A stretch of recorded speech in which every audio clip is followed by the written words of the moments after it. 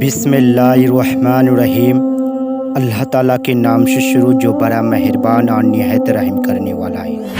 ناظرین گرامی، آج کی ہماری اس ویڈیو کا موضوع ہے ایک مرتبہ ایک بادشاہ کا دربار لگا ہوا تھا۔ چونکہ سردی کا دن تھا اس لیے بادشاہ کا دربار کھلے میدان میں ہی لگا ہوا تھا۔ سب خواہش و عوام صبح کی دھوپ میں بیٹھے تھے۔ بادشاہ کے تخت کے سامنے ایک میز تھی اور اس پر کچھ قیمتی اشیاء رکھی ہوئی تھی۔ وزیر، مشیر اور امراء وغیرہ سب دربار میں بیٹھے تھے۔ بادشاہ کے خاندان کے دیگر افراد بھی موجود تھے۔ اسی وقت ایک شخص آیا اور دربار میں داخلے کی اجازت چاہی۔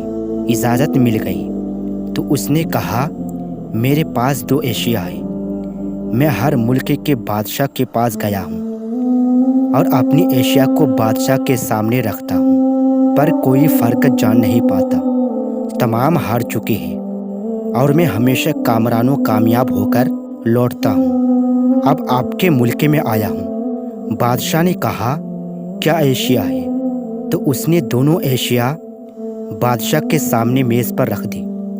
وہ دونوں اشیاء دیکھنے میں بالکل ایک جیسی جسامت، ایک سا رنگ، ایک سا چمک، گویا کہ یہ دونوں اشیاء ایک دوسرے کی نقل محسوس ہوتی تھی۔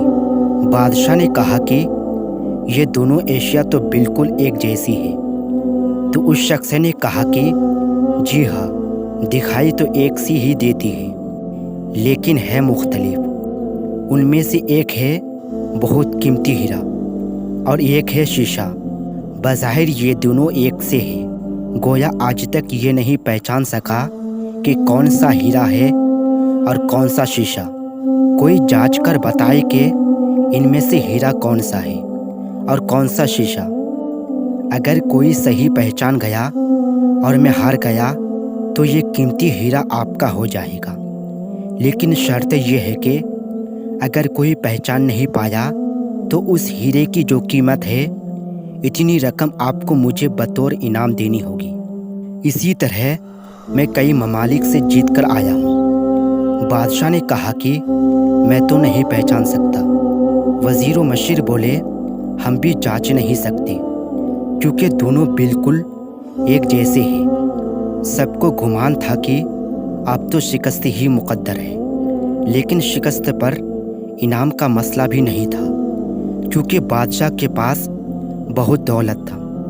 بادشاہ کی عزت کا مسئلہ تھا، کیونکہ تمام عالم میں یہ مشہور تھا کہ بادشاہ اور اس کی رعایا بہت ذہین ہے، اور اس طرح ان کی سبکی ہوتی کوئی شخص بھی پہچان نہیں پا رہا تھا۔ آخر کار تھوڑی سی ہلچل ہوئی۔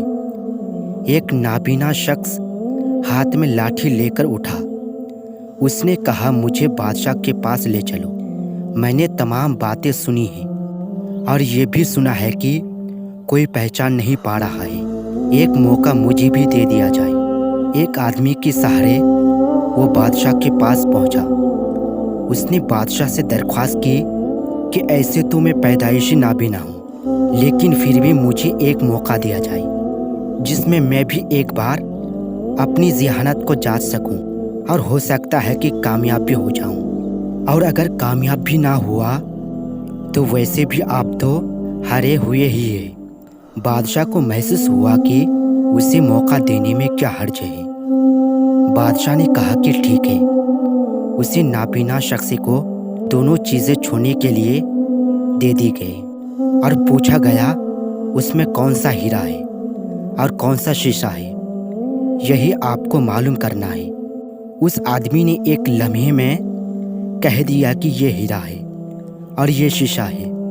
جو آدمی کئی جگہوں سے جیت کر آیا تھا وہ بہت حیران ہو گیا اور کہا، ٹھیک ہے، آپ نے صحیح پہچانا، آپ کو مبارک ہو۔ اپنے وعدے کے مطابق اب یہ ہیرا بادشاہ کا ہے۔